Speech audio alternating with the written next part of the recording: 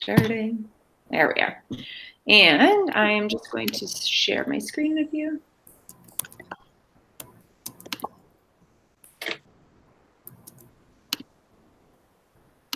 All right. Is everyone able to see this where it says Certified Entrepreneurship Educator? Yeah. Okay, cool. If at all you have questions, I can't see you anymore, so just shout out and we can stop and ask away. So welcome to the first kickoff night of the Certified Entrepreneurship Educator Program. As you know, you've got your courses, whether it's the middle school or a high school course that you have. And if you have questions about it, you can email Les or I at any point throughout this course. It's not that we are just talking on the days where we have check-ins, but you can get in touch with us anytime you would like. So we'll take a minute to introduce ourselves. Les, did you want to introduce yourself or do you want me to do that? I can introduce myself if you want. So you can introduce yourself. So I'm Leslie. I'm the Director of Professional Development at Future Design School. I was a high school teacher before I joined Future Design School. I worked at a school here in Toronto where I'm based. There I was really developing a place-based, project-based approach to teaching and learning with my students, leveraging design thinking as a framework. I came into education from design, so I worked for an organization in New York City called the Design Trust for Public Space, where we were leveraging a design thinking framework to solve big problems in the city. And it was that work that really inspired me to want to do design work with kids. And so I quit my job in New York about 10 years ago, and I moved back to Canada and became a teacher. And then I joined the team at Future Design School 3 years ago, just when we were getting started, to really build up our PD programs and support teachers in leveraging some of these frameworks in their classrooms. Awesome. And my name is Diane, and I'm one of the education leads at Future Design School. So I've been at FDS for about a year and a half now, almost. And prior to joining Future Design School, I was working in the classroom. So I was teaching 6th grade full-time, and I was there for 5 years. Then I took a year off and did some traveling overseas, and while I was doing that, prior to leaving, I did some contract work with FDS and also ran one of the innovators programs for our students, and then joined on full time. So now I have the opportunity to work with travel better. All right. So at Future Design School, really our goal is to empower teachers to develop future-ready students. And the reason why we are focused on this is because a third of the skill sets required for today's jobs will be wholly new by 2020. This statistic comes out of the World Economic Forum. And the next one that comes out is that 75% of children currently entering primary school will have jobs that don't yet exist. And so we're really focused on working with students on building that future readiness when we are thinking about these statistics, which is why we think of entrepreneurship as a great way to engage students in their education. So when we are thinking about future-ready competencies and developing those future-ready students, we're really thinking about developing these core competencies. So the ones that you see on the left there, the critical thinking, creativity, communication, and collaboration, I think we can all agree that those aren't new. They've been around for many, many years. But we look at developing those competencies through the lens of entrepreneurship, computational thinking, global and future vision, and design thinking. And we use design thinking as that framework for creative problem solving. And we'll be using some design thinking methodologies in this entrepreneurship course to really identify challenges in this world that we want to solve and then build a venture plan around. And so when we are thinking about the entrepreneurship program, it's really about developing mastery of skills so that you can run an entrepreneurship program in your own classroom with your students. And again, with this, you do become certified to do so, and you can then issue your students micro-credentials based on the work that they've completed in their classroom. So the agenda for the day is really a welcome and goals and overview of what we'll be doing. Some logistics, the expectations for this. We'll talk a little bit about community building and a buddy system. We'll talk a little bit about the process and mindset, and then you are all going to be choosing your own problem and identifying your own value prop. So in addition to learning about how to do this with students, you're actually going to be going through your own challenge as well, and you're going to be, again, solving a problem that you're passionate about, and then creating a venture plan to represent that. And this, again, allows you to really build that empathy for your students and to help them along the way as they're going through this process in the classroom with you. So we were going to do an icebreaker where we were going to get to know everybody. So we invited you up, but I'm not sure that anyone was able to connect. So maybe we'll just go around quickly. We know where you are, but maybe just talk about your name, the role that you have in your school, and maybe the one thing you're most excited about this summer. So anybody want to start? Hey, Rickish and I had a chance to connect before. Oh, we've got new people on. Hello, I can't see you, sorry. All good. I'm gonna stop sharing my screen for 1 second and so I can see you all. Alrighty. Hello. Hey. How's it going? Good. So I can do what you said, or Perfect. Okay. Yeah, if you want to introduce Rakesh, that would be awesome. Oh yeah. Wait, Rickish, can you make sure I'm saying it right? You're right. You got it. It's Rickish. Yep. Oh, Rickish. Okay. Sorry, I just wanted to verify that. Yeah, so we're both long-suffering sports fans. I'm from Greater St. Paul area, and Rickish is from Toronto area. And so we both went back to about 91, 92.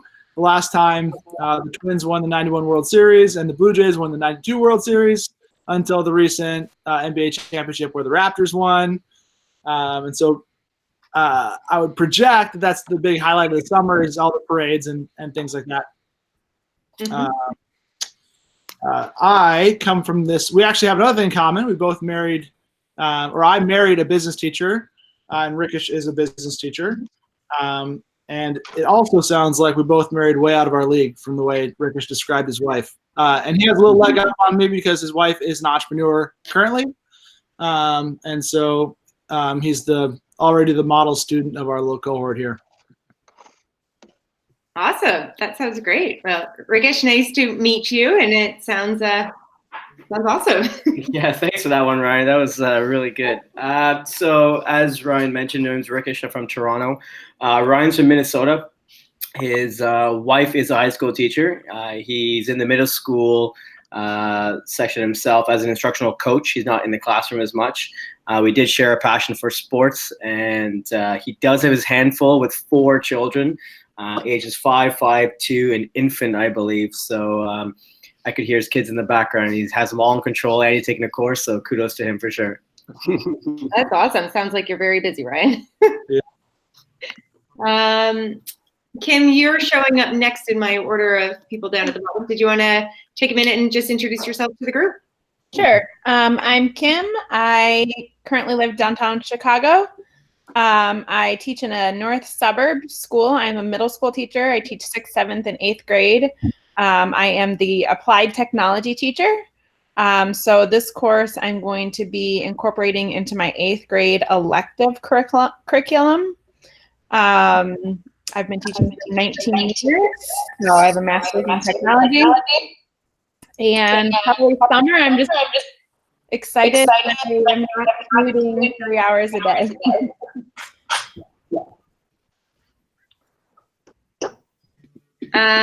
Holly, did you want to go? Sure. Hi. I'm just finished here in 23 years, and I live in Beaver Dam, Wisconsin. I'm a high school STEM teacher, and so I bring my IT experience with me to the platform. And the reason I'm here is that guy, Craig, who's this guy I work with, he suggested the class and we had an opening in, so I'm filling it. So here I am, and this is all good. Awesome. Well, thank you, Holly, for joining us. I have not had a chance to connect with Blake yet, but I will. Not to worry at all. Hillary, did you want to go? Hey, sorry, just realized my camera isn't on. Hi. Hello, how are you? Good. Andre and I didn't get a chance to connect, but Not to worry. I was just going to say, if you wanted to introduce yourself and where you're from and your teaching role, and then maybe one thing you're excited about this summer. sure. I'm the design TA in our middle years. I actually did the CAIS design challenge with you guys at UCC a couple months ago. Super fun. And I help the kids design, build whatever they want in our classroom, out of the classroom, using new tech, old tech, woodworking. It's pretty cool. And I'm just excited for it to not be cold. Yeah. Fair. I know Les is saying that there's warm weather in Toronto. I'm out of the city for a couple of days and it's not warm here. So, Craig, did you want to go? Oh, sorry. I think I've muted you. Hold on. Let me just unmute you. There you are. No. Put myself on. There you are. Hi. Hello. I am Craig Hill. I'm the academic dean at Wayland Academy in sunny Beaver Dam, Wisconsin. I look forward this summer to actual sun if it stops raining here. But I have the fortunate experience to be working with Holly. We are really kind of getting our STEM program up and going and trying to get it to. She's the brains and the muscle behind everything. I'm just kind of along for the ride. So I wanted to join in here to learn something about entrepreneurship and also to learn how to say it correctly. Awesome. Well, thank you very much for joining us. Sure. Blake, did you just want to take a moment to introduce yourself? Sure. Hi, I'm Blake. I'm currently living in Houston, Texas. I'm the kind of technology elective teacher for the middle school at a Second Baptist school here in Houston. I was interested in this course because I currently teach a business technology class, and I thought it would be cool to add a little bit more options and get some specific training on entrepreneurship specifically, and then to be able to offer students micro-credentials I thought was a really cool thing for them to get once they complete the class. So I'm looking forward to adding that to the curriculum. And this summer, I'm looking forward to enjoying some camping and it's just not going to work every day. Awesome. Thank you. And Andre. Hi, everyone. Can everyone hear me? Yep. Sorry, I'm just having some video issues. So I just wanted to introduce myself. I've been teaching 15 years as a business studies teacher for the Greater Essex County District School Board. I'm really happy to be in the course. Design thinking has been a big passion of mine. This is about my third course I've taken with Future Design School. Be taking a trip to Europe this year, or this summer that is. It's be nice to get away, and I'm really looking forward to learning from all of you. Particularly my passion is how do I implement entrepreneurship within the STEM classroom. So I'm looking forward to hearing ideas from all of you, and thrilled to be here. Awesome. Thank you. I'm just going to share my screen again. And again, if you have questions, I think I've muted most people, so you'll just have to unmute yourself if you have anything that you want to ask, or you can just drop a message into the chat as well. But I'm just going to share back. Can everybody see that okay? Awesome. All right. Well, thank you again, everybody, for joining us. So we've already had the chance to introduce ourselves. Les and I are super excited to be on this journey with you. So we've got the next 8 weeks together. So we're just going to go over some of our goals and the overview for what to expect. So we want to think about the what of the course, the so what, and then the then what. So you are going to be beginning this course by going through your own challenge of designing your own venture based on a problem that you're passionate about. So again, this is something that you can actually go and problem solve and work towards something that you're passionate about and creating this venture plan. Then you will extract what you've learned by going through your own venture challenge so that you can design a plan to run the entrepreneurship program with your students and share your learning back with the group. You'll be able to reflect on areas that worked and where you encounter challenges. Now, depending on when your school year starts, you may not be able to run anything directly with students during the timeline of this program, but that doesn't mean that the conversation needs to end in the middle of August when this is done. It's really about keeping that ongoing dialogue and using this as a professional learning network that is really connecting us even after and beyond this course is done. So some logistics for the program. Because we are doing this in the summer and because we know that people are really busy and they have trips planned and stuff, we are going to be sending out a doodle to talk about office hours. So normally what we would do is do them every other week, and it's usually about this time. But because of the nature of summer and people wanting to do stuff, we'll send out a doodle after this call with a couple of different options, and we'll go with what's the more popular. So those will likely run every other week, but again, more information to follow. We are getting set up on Google Classroom, so everything for this course will be on there, and I'll share the class code with you shortly. We will be using it as a sharing platform, so you can talk with one another. We'll also be giving and receiving feedback, and then it's an opportunity for you to celebrate your successes and also to celebrate your failures. So not being afraid to share what's worked and what's not worked, where those frustrations may be. If you have any questions, it's a really great platform for us to use. So this is the code for the class that you can join, and I can share it again with you, but if you want to take a minute just to jot that down quickly, and then I'll share it again at the end for you to look at. So I'll just give you 1 minute.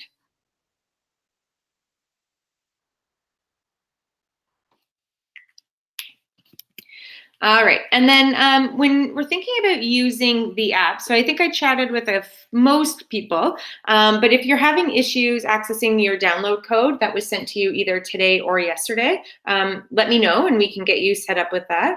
But when we are using the app, it does have a step-by-step teacher's guide in each of the lessons. It's just in the top right corner there, and it says teacher's guide, and it gives you full instructions on what to do with that lesson. It actually includes teacher talk, so it's stuff that you can actually say directly to students.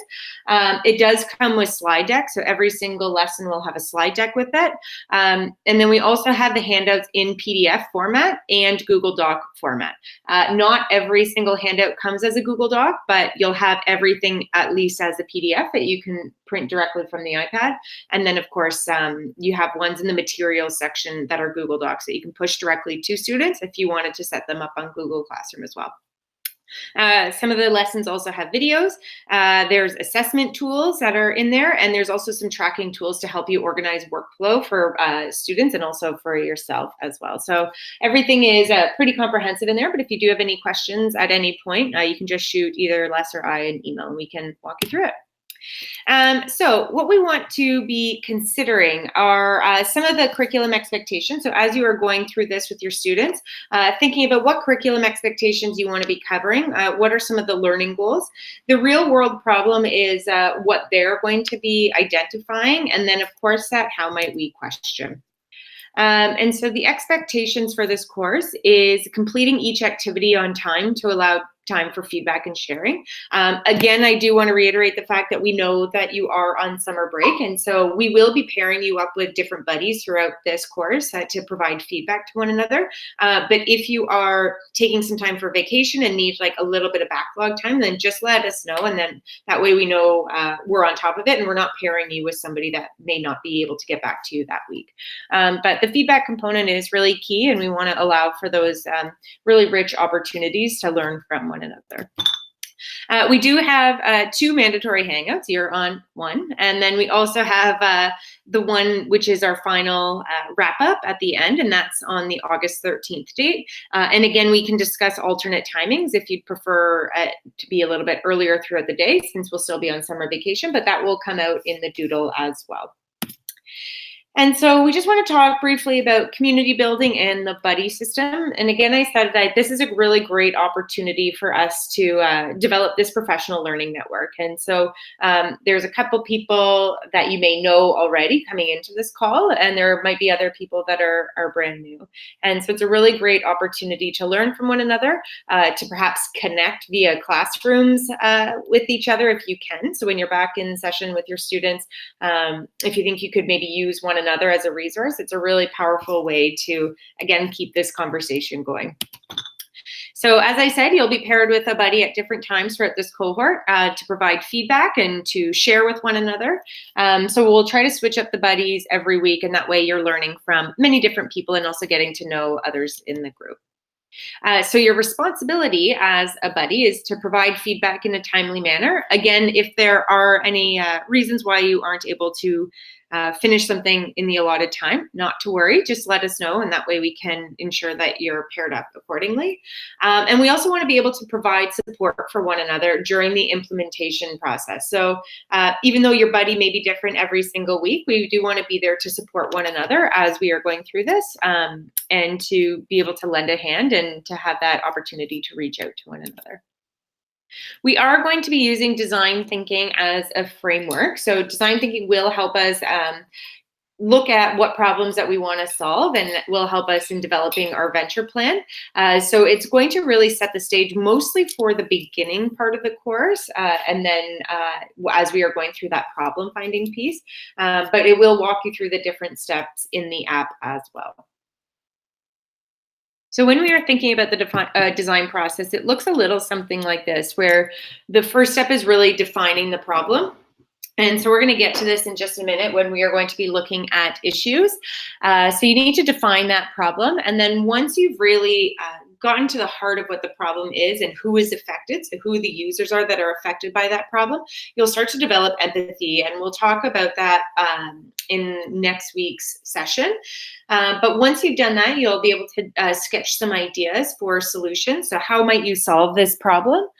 Following that, we will go into some critiques. You'll be able to prototype your ideas and test those ideas with your user. Now, you'll see here that even though we've drawn this as a nice graphic, in reality, it is a little messier, because you may start with defining your problem, going into sketching some ideas, and then you might realize as you're sketching those ideas, you haven't quite defined your problem enough, so you may need to go back to defining it. You'll also notice that the arrows are cyclical in nature, so you want to ensure that it is a repeatable process, so you're not just going linearly through defining your problem to testing it and then stopping. So it is ongoing, it is repeatable, and the more you do it, the better you'll be at it. It is a skill there. Oops, I forgot the S there. But we want to talk about the entrepreneur's mindset, and then we are going to be digging into finding some own challenges. So when we are thinking about entrepreneurs, it's really about encouraging individuals to pursue their passion. And so it's really about finding what is it that you're passionate about, what breaks your heart, what speaks to your heart, and how are you going to solve that problem. So to do that, we want to ensure that students have the creative confidence to tackle anything. And when we think of being creatively confident, it is really about tackling those big challenges and coming up with many potential solutions and believing really in the potential of our own ideas. So again, we are thinking like entrepreneurs, and in this course, we are going to be coming up with our own venture plans, but we also want to know of entrepreneurialism as that mindset. And there's a couple of things that entrepreneurs have in common when we are thinking about this. The first is really about seeing opportunities and challenges.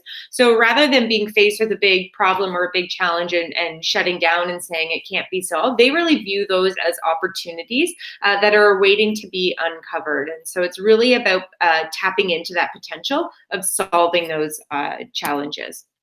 And it's also about believing in the potential of ideas. And so while you may be faced with the challenge that may seem impossible to change or may seem really difficult to solve, it's really about believing that you have the potential to make change and make change for the greater good, and instilling that, that view in your students there. Really, at the end of it, designers are solving problems for people, which is why we are bringing in the design thinking process to the entrepreneurship, because we are looking to solve a problem for somebody. And in doing so, we want to create this business plan around the problem that we are passionate about. And so when we think of designers, we can think of people like architects who are designing space. And so they are solving the problem of how people are navigating through a space, and they need to understand how people will move through the space in order to design it effectively. And then we also have industrial design. Industrial design is also known as the design that's hidden in plain sight. And it's really, again, about anything that is mass produced. So the computer that you're working at to the desk that you're sitting at, perhaps, those are all designed by industrial designers.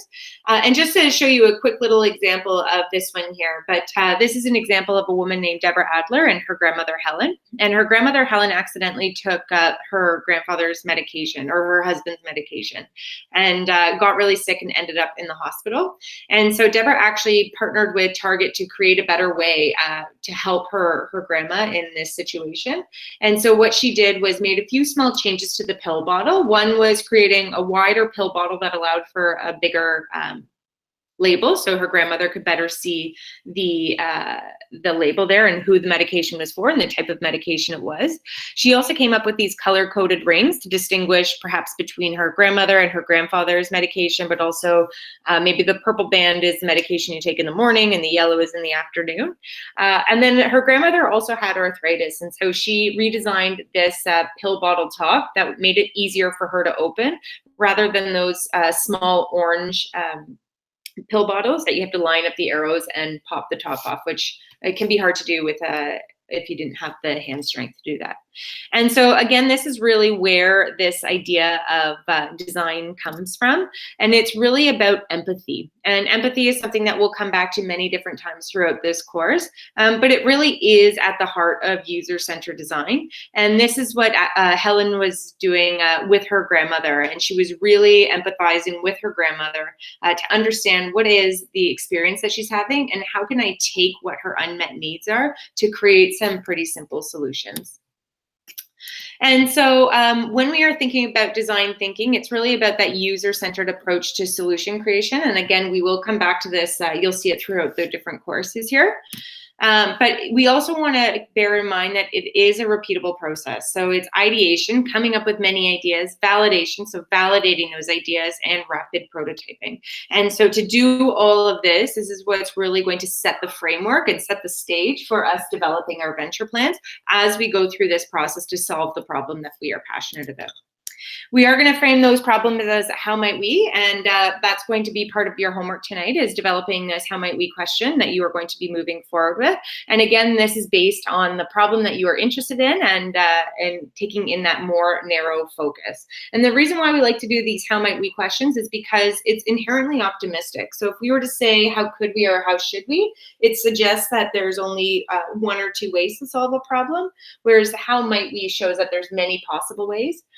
And the we shows that it's collaborative in nature. So even if you are working independently, it's really important to gain that feedback from one another and to really leverage your users and their experiences to give you feedback.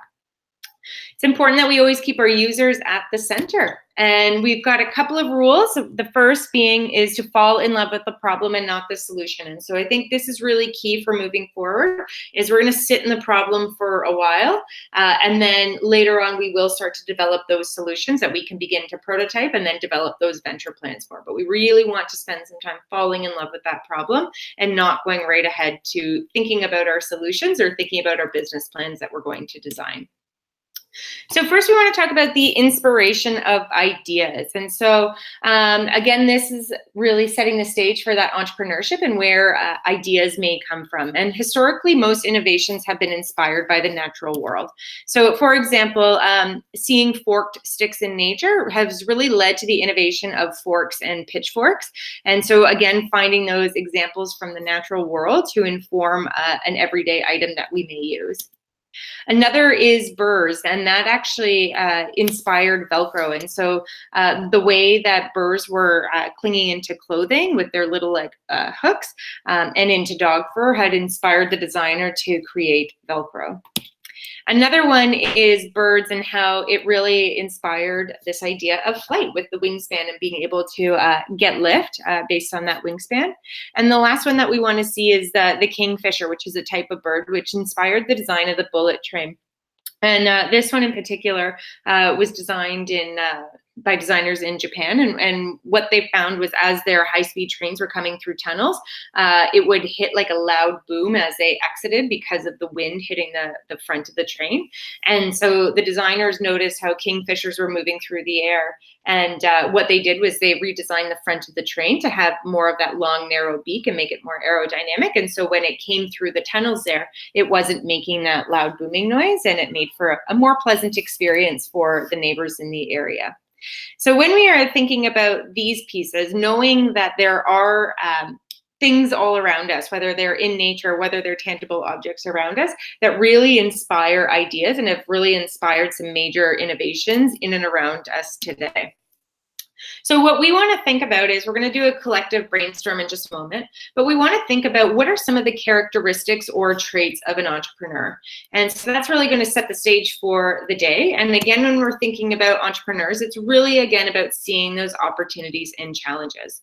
So what I'm going to ask you to do is to go to this bit.ly link, and you will find a Jamboard there.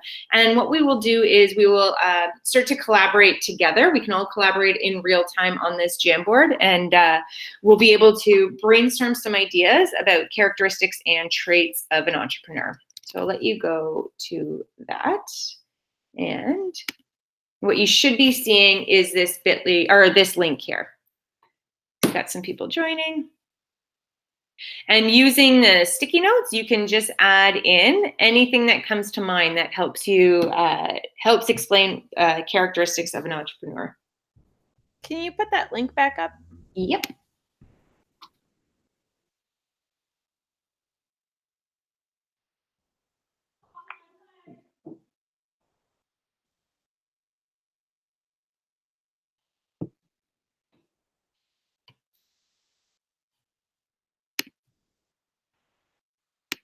Is anybody having issues joining?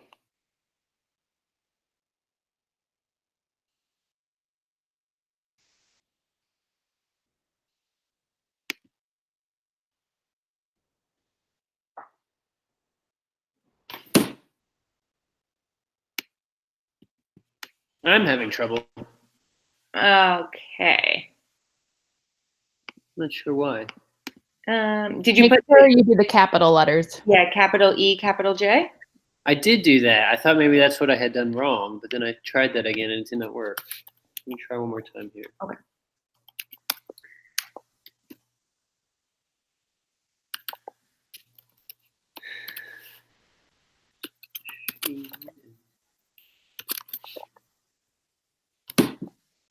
There we go. Okay, perfect.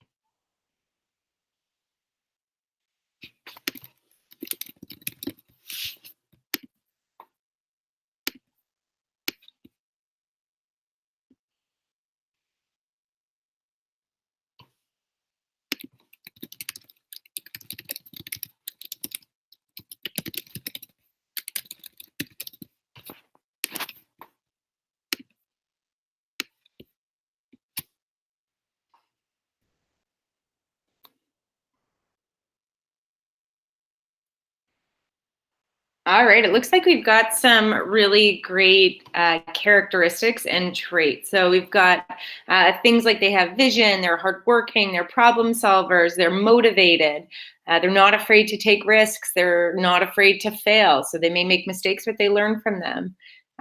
Persuasive, resilient. I love this. Sees the world with a sense of wonder and curiosity. They're able to see the big picture, improve people's lives. They're critical thinkers. They have grit. They collaborate. So I think these are all are extroverted in vision, communication, and introverted in execution. Interesting. And then the fiercely optimistic. I think that's awesome. So we want to keep these terms in mind as we are going through not only this evening, but also as we're going through this course with our students there. So does anybody want to add anything else or want to share any thoughts at this current point in time, or do you want me to continue?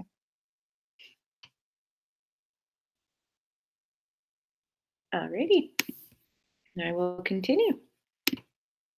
So, don't log out of that Jamboard jam file just yet. We are going to come back to it shortly.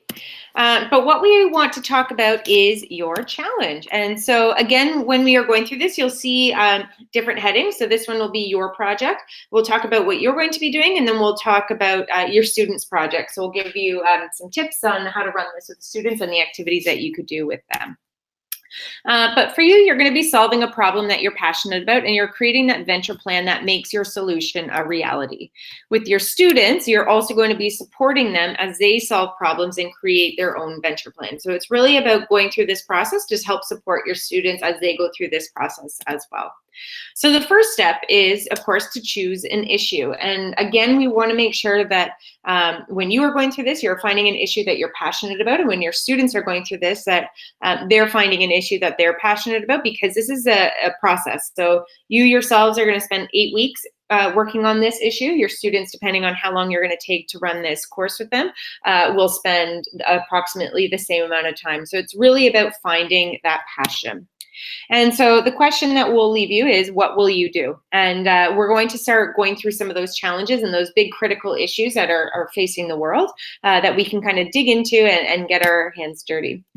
So with your project, this is where we really are starting to define what the problem is. We need to stay here for a while before we can even begin to consider sketching out some ideas.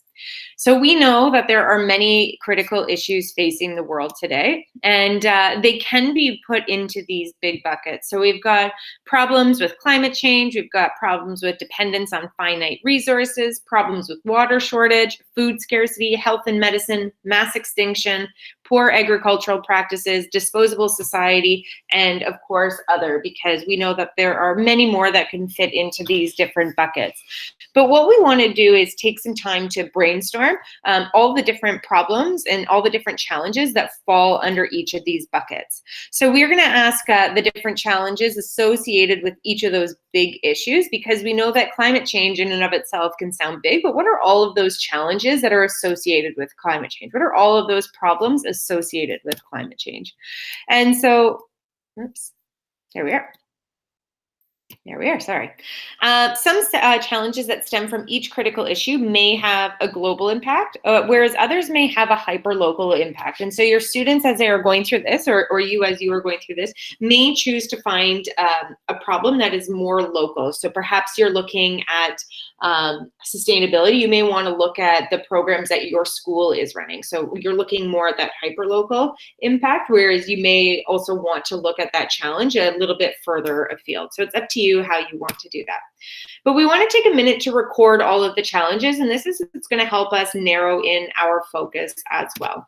So I'm going to ask you to go back to this bit.ly link, and I'm just going to switch the screen. And so we've just finished on Jam 1, the first frame here, and we're going to go to the second frame. And so right now we're just going to talk about climate change, dependence on finite resources, and water shortage. And what you're going to do is with those sticky notes, I want you to write all of the different problems and all of the different challenges that come out of each of these different buckets here. I'll move them down because I think the sticky note goes to the first one. So we're going to start with these three, and then we're going to move on to the other one. So I want you to take a few minutes, and any challenges or problems that are associated with these three big buckets, I want you to just attach to sticky notes and put in and around here.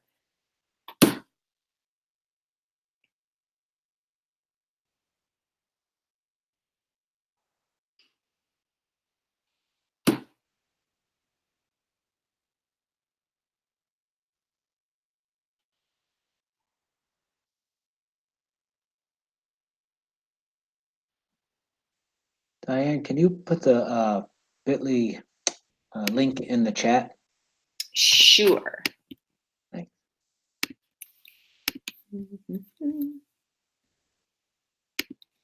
I just need to stop sharing for a second.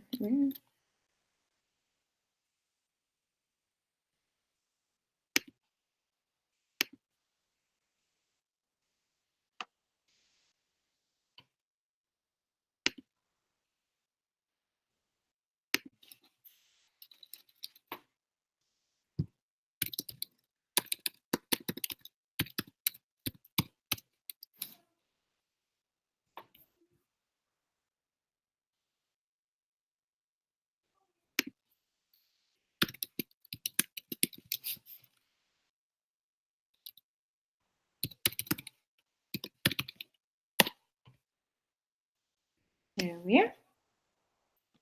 Thank you. You're more than welcome.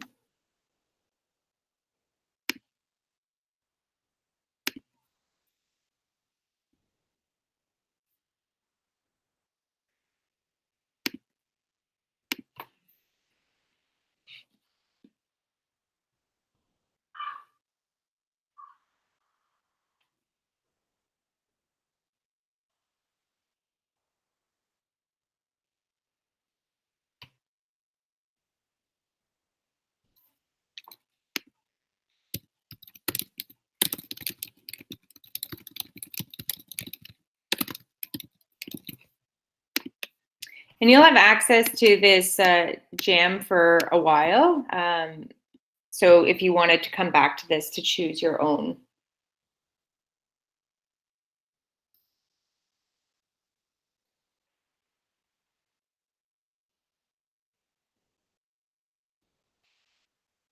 We're going to take another 30 seconds or so here. And then we're going to move to the next ones.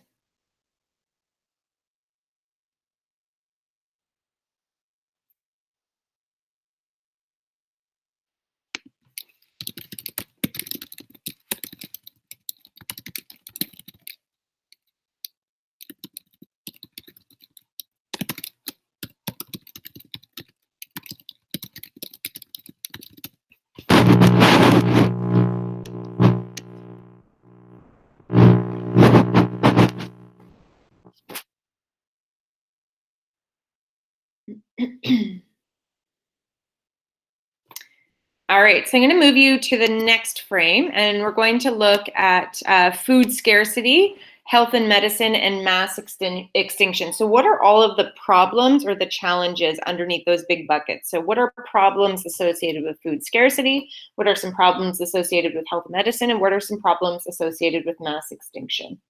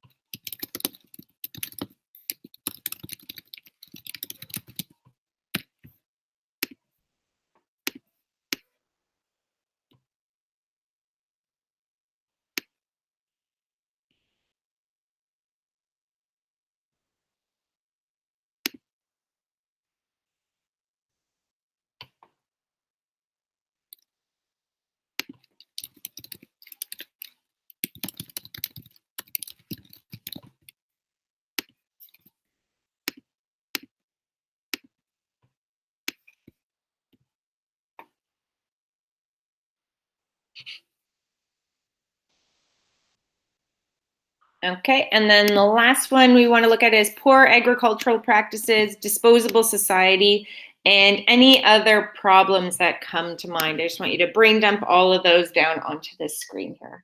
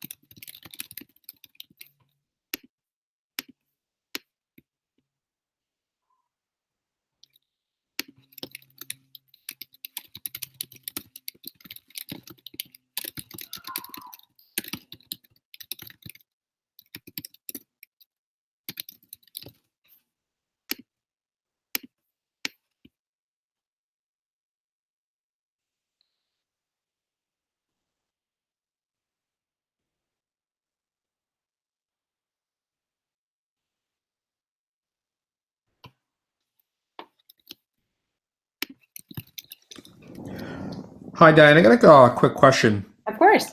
Going through this activity with our students, what's the reason about brainstorming all of them? Like you had 6 or 7 categories.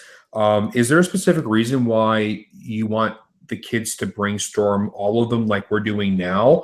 Or would you recommend taking, I don't know, 2 or 3 categories? Like, is there a specific reason why we'd want to tackle them all at once?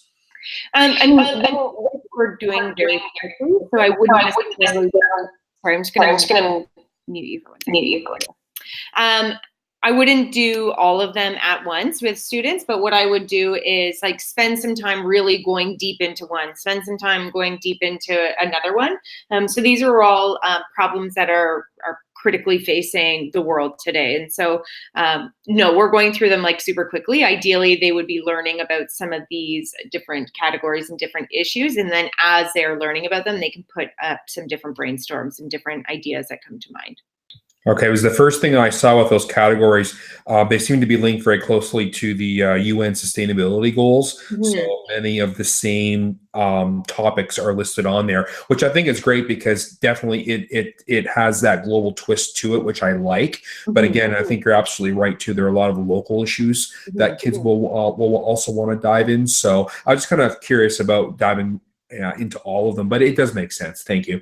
Yeah, and it's important to look at all of those different categories at like the hyperlocal level too. So if you're thinking about like health and medicine, like you could even think just about like the flu shots. I mean, I know in the Toronto airport this year, I think there's been like 2 or 3 cases where they've had to send out like mass emails to people saying that you may have been exposed to the measles because there was somebody on the plane that perhaps had contracted it. And so I think looking at it from all different lenses and knowing that it's okay to pick small ones, but they still often those little problems are part of an inherent bigger issue as well, I think is key. Thanks. No worries. Okay, so what we are going to do now is SDS is taking over the world. Another nonprofits can't compete. Well, that's awesome. So what we want to do now is you get to choose which problem that you are passionate about. And as I was saying, you're going to have the opportunity to go through and peruse through the different issues and the different challenges that we've highlighted here. But I'm just going to go back to this for now. So you can keep that jam file open on the side as well. But what I want you to do is, I did ask you to bring sticky notes. It's totally fine if you didn't bring sticky notes, but if you have a way to write them down on a piece of paper or just little pieces of paper, I want you to identify 6 top issues that you identified that you were interested in. So look through that jam file and perhaps there's something that's not on there that you would like to think about, but I just want you to take about 45 seconds right now to write down 6 of the issues that when you saw them, you're like, oh, wow, yeah, I'd be interested in solving this or learning more about this.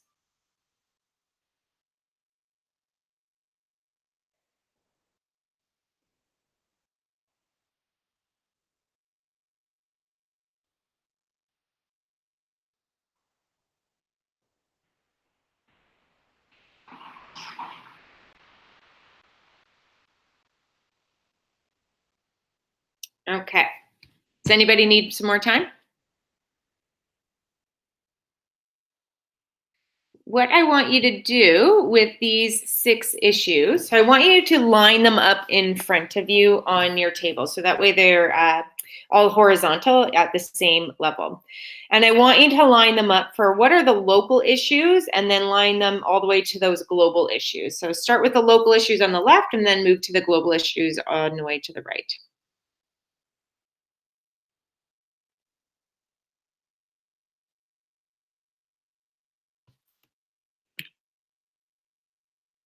Okay. So once you've done that, we're going to go through different prompts, and hopefully this will help you choose the problem that you want to move forward with for this. So if the problem affects a lot of people, I want you to move it up. And if it only affects a few people, I want you to move that sticky note down. So you'll start to see some changes in levels there.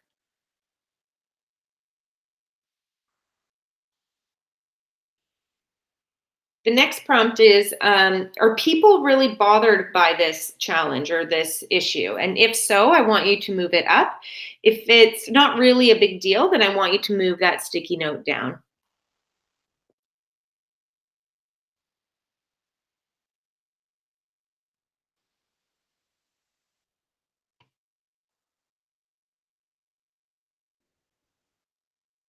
Then if you really care about this problem, I want you to move that sticky note up. If it doesn't really interest you, then you can move that one down.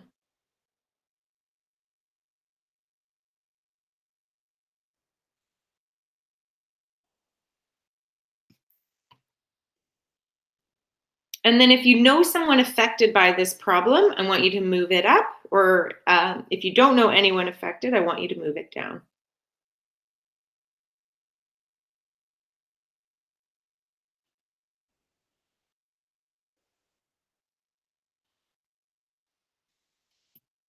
Okay, so I want you to look at all those problems that you have at the top and see which one it is that you are passionate about. And so I want you to consider what speaks to your heart, what breaks your heart. So is there an issue there that really makes you upset?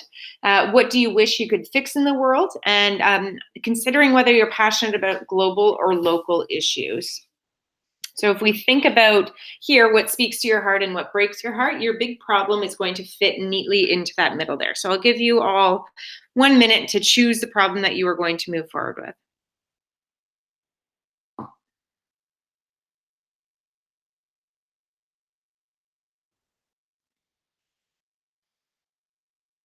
Does anybody want to share the problem that they are going to move forward with?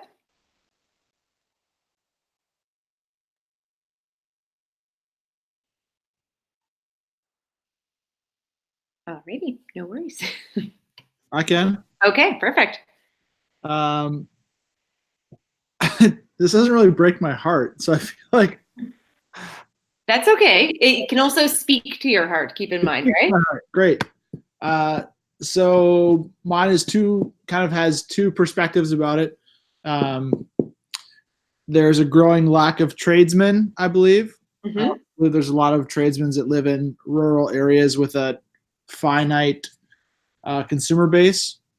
And there's also a lot of people who are, myself included, aspiring DIYers who like to do a lot of, like to learn a lot and solve problems with my hands and whatever.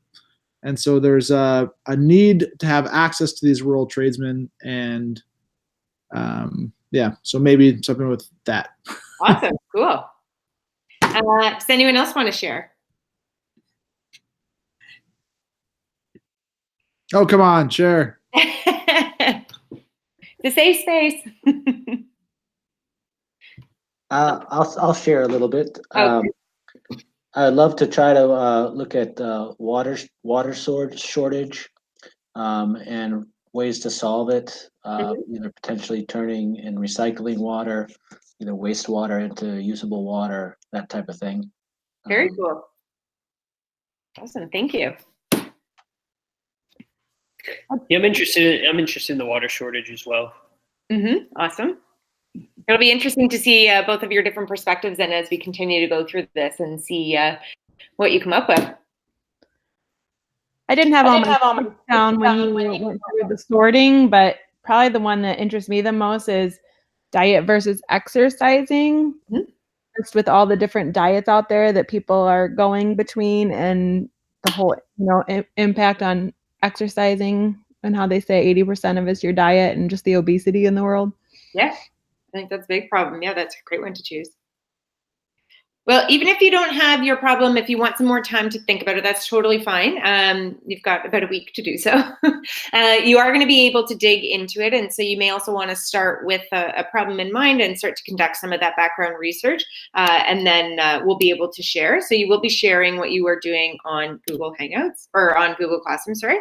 But when we're going through this with students, you can use the app. And so depending on whether you're using the high school or the middle school version, the number of the modules will be a little bit different. So high school, this component comes in module 4, activity 1, and module 4, lesson 2, and then middle school is module 3, lesson 1, and module 3, lesson 2. Again, we'll remind you of these afterwards as well. But now that we've got an idea for our problem, we want to validate that problem. It's really important that we're not just saying something's a problem or assuming something's a problem. It's important to really validate it through research. And of course, the best way to gather that research is through primary research or secondary research.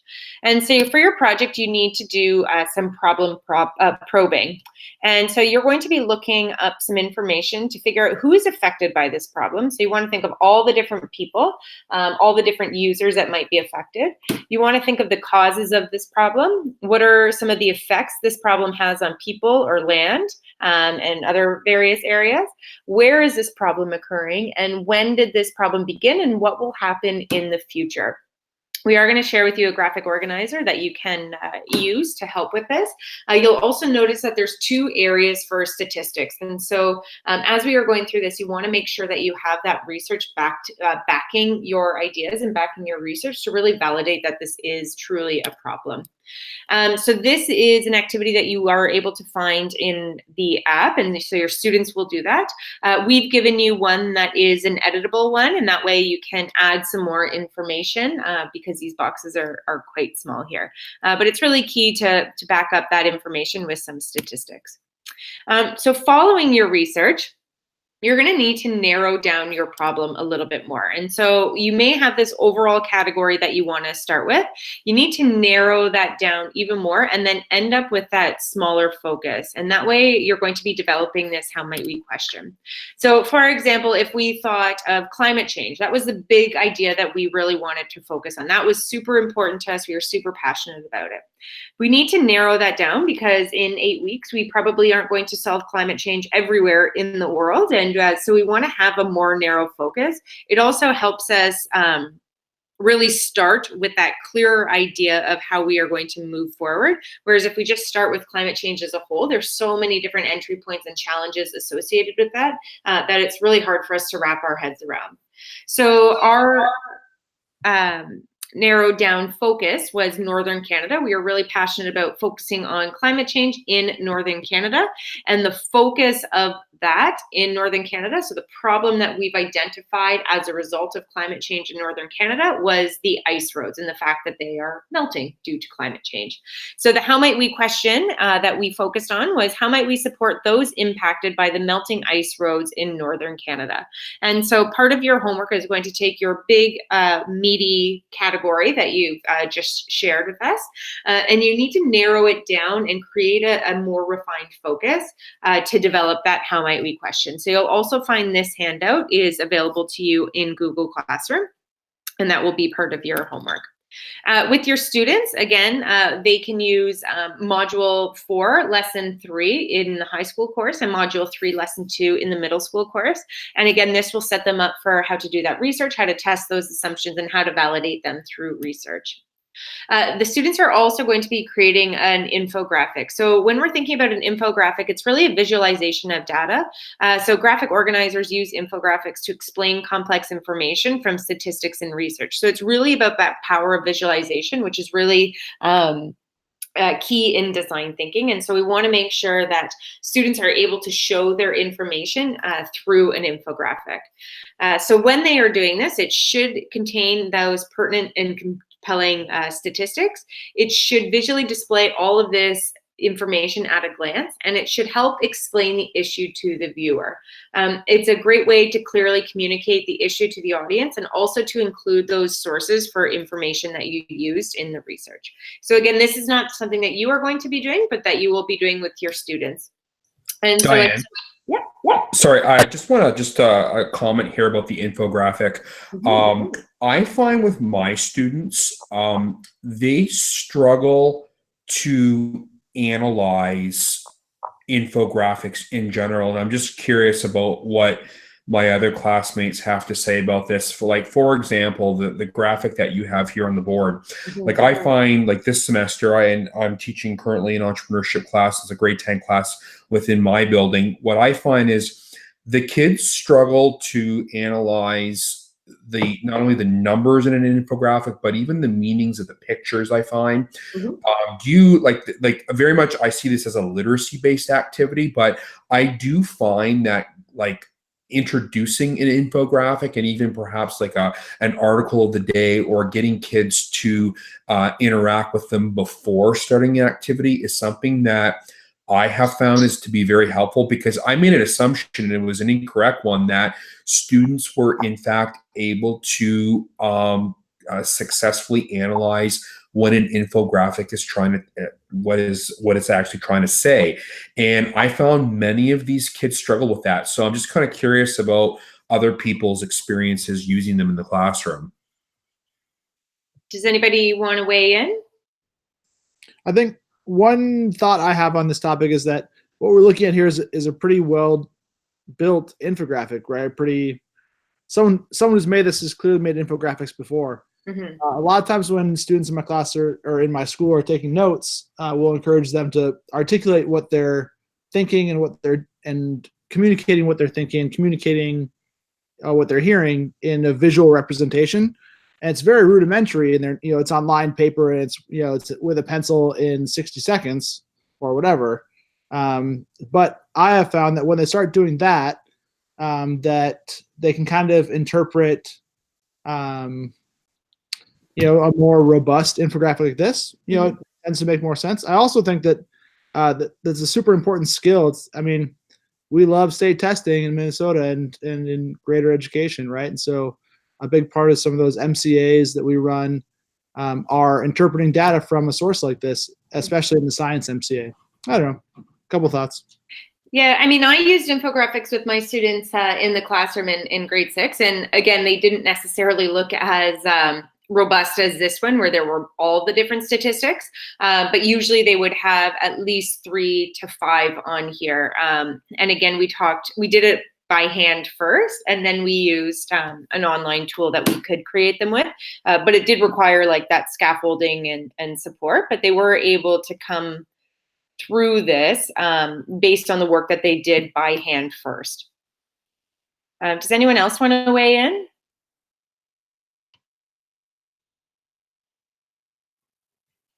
No, Diane, I appreciate the comments that have been made here. Like, even going back to the infographic here, like the representation, 8 out of 100.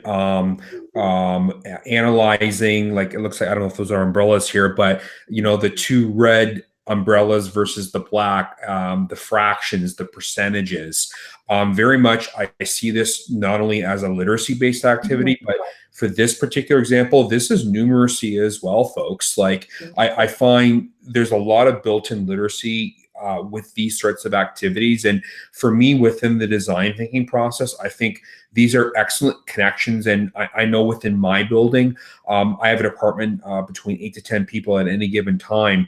Introducing this as a literacy activity, I think, is key, particularly starting the next school year. I never thought of integrating infographics in this way. I think it's really cool, but it also kind of kills two birds with one stone in that within my building, one of our school improvement plans is actually tackling this. I never actually thought of putting it within the design thinking process. So this is awesome. I'm really thrilled about it. Yeah, and I think that you can make it as meaty as you want for your kids. Like, as I was saying before, like my grade 6 students, like theirs didn't look as full as this one. It was definitely a more pared down version. So you can sort of extract the meaning for your students and what best meets their needs. In the app, we have provided an infographic template. So if you don't want to do them online like this, you can create a more analog version. And so you do have the printouts of the different assets here. And then we also have the template, which you can have your students build. And so looking at what those images are, what the statistics are, what the problems are, and the sources that they've used, so they can build it out in a different way as well. The last thing I want to think about, and again, this is going to set this framework for what you are taking away this evening as your homework, is really about the value proposition and opportunity. And so when we are thinking about entrepreneurship and when we are thinking about designing ideas and designing solutions for problems, we need to consider what our value proposition is and what our opportunities are. And so a company's value propositions is its promise to its users or its consumers of a unique and relevant product, and it outlines the importance in the market. So we want to make sure that we are designing something that really addresses a need, and it also addresses that want as well. So what is the value it is giving somebody, and why would somebody see your product or your solution or your business venture and say, you know, that is something that I must have, that is going to improve my life. And so we just want to do a quick company investigation. And so we want to look at the company of Slack. And so when we are looking at Slack, the problem that they are solving is it's making the workplace more productive and more collaborative. What makes them unique is that their platform supports a diverse range of apps, and so it fits into any company's existing platform. They're not hit with all these firewalls. There's no compatibility issues. It really does support that diverse range of apps. And their product is better than anything else that might be out there because all of the communication happens in one place. So you can have messaging, you can have big group messages, you can have more of those direct private messages. It has video calls right in it. You can share your screen, much like we're doing here. You can share files. And again, those files could be right from Google. They could be Word documents. They could be Mac documents. They could be images. And so it really is a place or a platform that's really consolidating everything into one place. Out of curiosity, has anyone used Slack before? So we use it in our workforce, and we use it in our office, and it's really a great way for us to communicate. And we're all over the place traveling. We're in the States, we're in different parts of Canada, and so it's a great way for us to collaborate and still continue the work even then when we're not inside the office. So your students are going to also be looking at value proposition, and they're going to be going into a more thorough glance into different companies, which we'll talk about in just a moment. But for your project, you are going to be creating a working document of your value proposition. And again, I want to say working document and highlight that idea because it's not a one and done. You are going to be continuing to work on this as we go through. You are actually only going to be doing the first few components of your value proposition, and then you'll have to revisit it later on as you conduct some user research. So you need to consider, once you have completed your research, what are some of the opportunities that you have uncovered, and you want to make note of those as you go through. So you want to think about what has your research led you to believe there's an opportunity for this solution or for this business. You need to also consider who are your users, and you want to think about them in different ways. So who are the primary users? Who is directly impacted by this problem? Who are the secondary users? And you may even consider who are the fringe users. And so you are going to narrow down into one user group that you're going to focus. But for this activity, as you're identifying that value proposition, you're just going to be listing all of the different users that are affected by this problem. Diane, I got a quick question.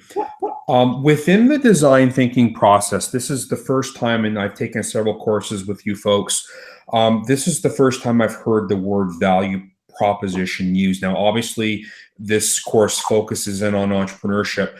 My question for you, is this focusing in the ideation stage within the traditional design thinking process? Is this basically expanding on what you would have taught us in previous courses, where now the experience here is that the kids are diving in more into the research, more into the data specifics directed or related to their problem? Like, is this basically more enhanced than it would be in the traditional design process?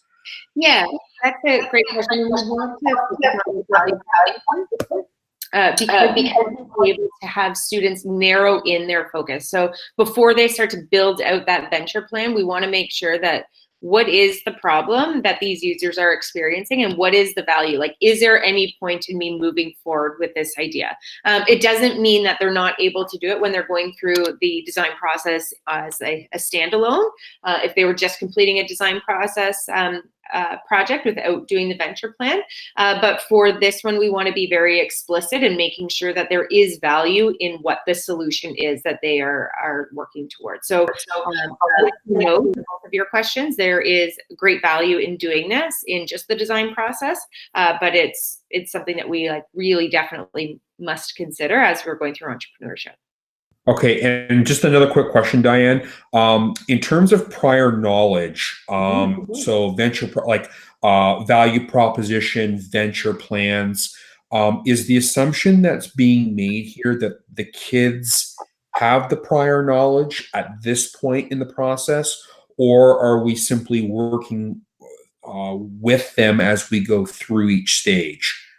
Yeah, so you're actually working with them as they go through each stage. There are more introductory activities for students where they're really about setting the mindset. They're learning about entrepreneurs. They're looking at the impact of innovation and unfolding innovation. So there's more prior knowledge and prior teaching before they're getting to this stage. And so that is all in the app that you'll be able to access in the course there. But because we have 8 weeks together, we want to get you focused more in on the problem. So no, there's no prior knowledge expected before coming into the entrepreneurship course for students. Thanks. You're welcome. So when we're thinking about that value proposition, we want to think again, who are all of the users, and you can record all of them, and what is the problem that they are experiencing, or what problems are they experiencing? Again, we also want to think about those opportunities that you could already identify. Again, just because you've identified an opportunity, it doesn't mean those are going to be the only ones that are going to be present. You want to continue to identify opportunities and record them on your value proposition sheet. You want to also consider where there's a gap or an unmet need. And so you want to make sure that you're not designing a business venture around a company that's already solving that same problem. If there is something out there that's doing something similar, you need to identify what is their missing piece, or what is the gap that they're not really that they're missing in terms of meeting their users. And so part of your homework is going to be this sheet, this value proposition and opportunity. Again, you are just staying within the first three.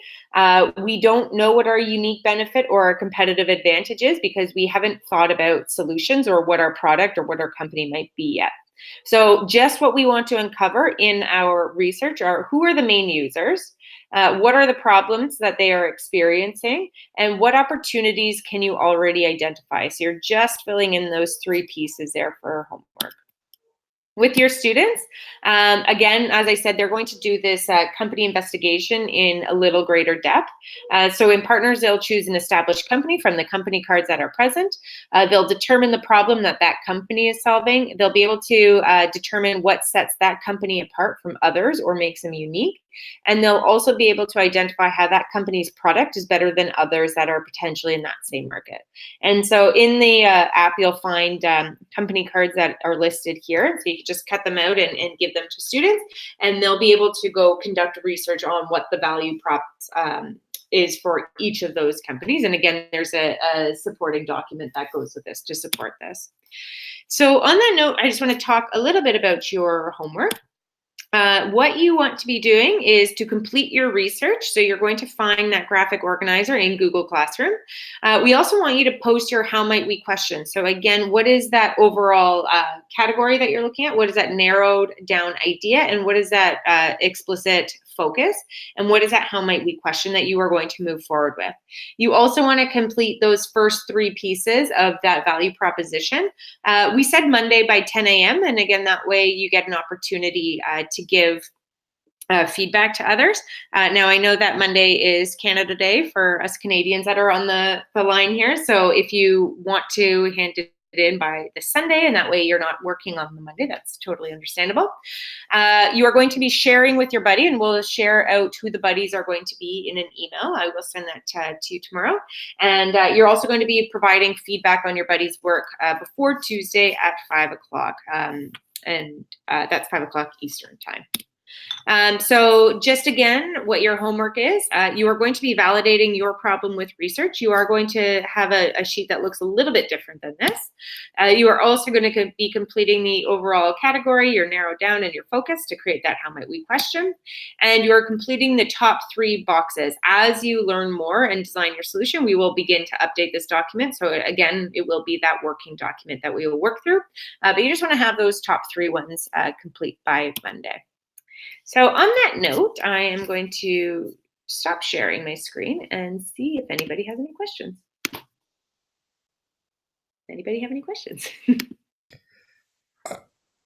Diane, I just want to first off saying, like, as a business studies teacher, for me, this is very exciting, and I've studied the design thinking process. I've spent a lot of time within the last couple of years to perfect this teaching pedagogy within my own classroom. Now, in terms of the entrepreneurship component, the one thing that I'm trying to look ahead at, are we talking at the end of the process? Are we still talking minimal viable product? Are we talking about more than that? What is the end goal as we move forward to the end? Okay, that's a great question. Prototyping as well. So you'll be coming up with that minimum viable product, but then you're going deeper to really build out that venture plan. So we'll be looking at project management, and we'll come up with a full comprehensive venture plan that includes like the business models, the resources, what's the opportunity and strategy, what's the impact analysis, coming up with some marketing strategies and metrics for success. So it is taking this idea of your solution and taking it further to build out that business around it. So a little bit of both, like you do have your idea, your solution as your business, but you need to think about how you are going to make that into an actual viable venture. Does that answer your question? It does. It's almost like this is design thinking like 2.0. There's another added element in, for me, within my building, in my school, we're tackling what enhanced entrepreneurship looks like. And just to give my classmates here a background in terms of what enhanced looks like, because we're trying to implement STEM within our school. We currently have a program where we have enhanced classes that are being offered. Well, make a long story short, one of the classes happens to be entrepreneurship. So within me and my team, a key question in a conversation that we are trying to tackle is, what exactly does enhanced actually mean? And from what I've heard tonight, there are so many possibilities to basically expand and enhance this process, where I'm starting to really see things that I can be doing just from this brief conversation today. It's really exciting to me because it really is design thinking 2.0. So I'm absolutely thrilled by this. That's awesome. Thank you. Yeah, it is really about taking those ideas and how are we going to branch out and really build this meaningful venture. And again, to really empower students to see the impact that they have on this world, and to empower them to think like entrepreneurs, and to show that they do have the potential to create real meaningful change and have a real positive impact. Anyone else have any questions? Diane, I have one.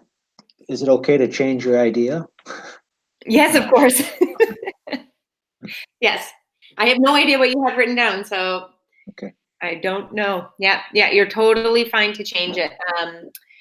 you do have again this week to complete that research and to share your how might we question.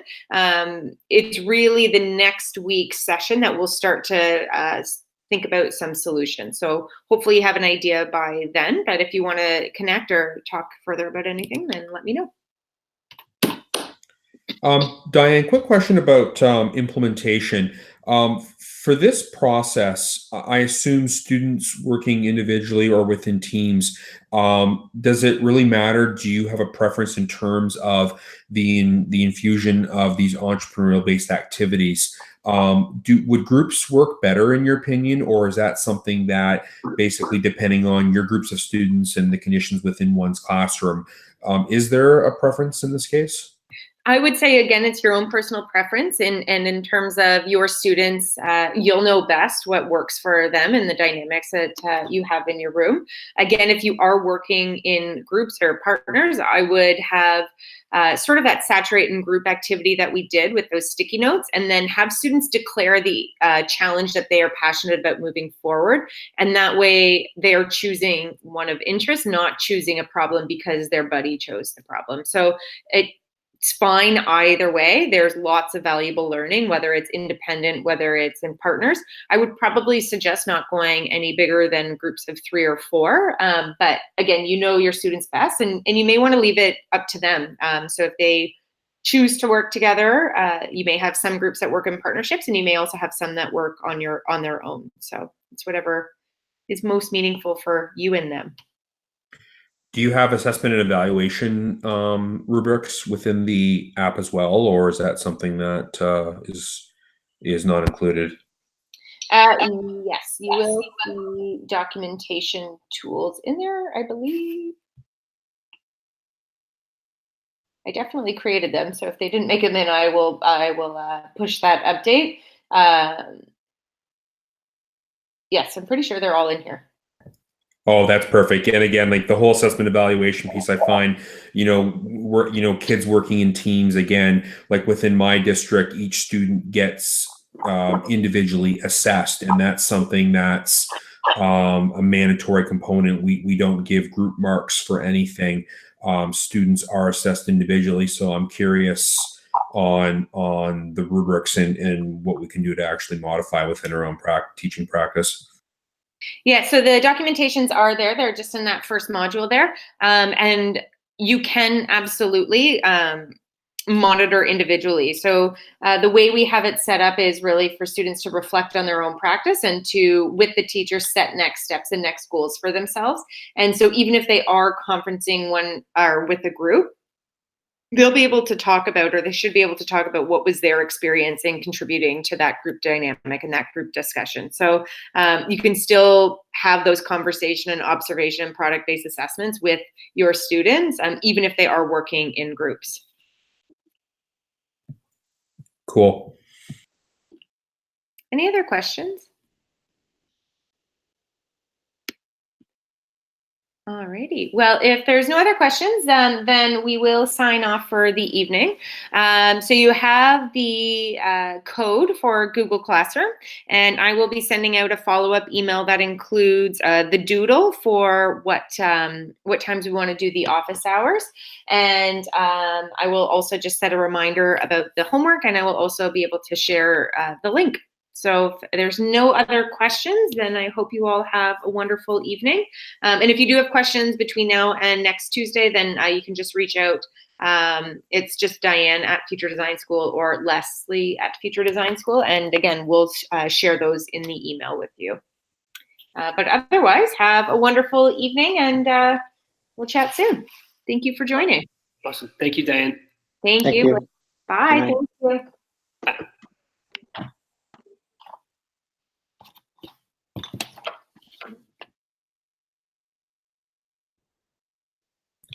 Hey, Diane, I've got a quick question for you. Mm-hmm.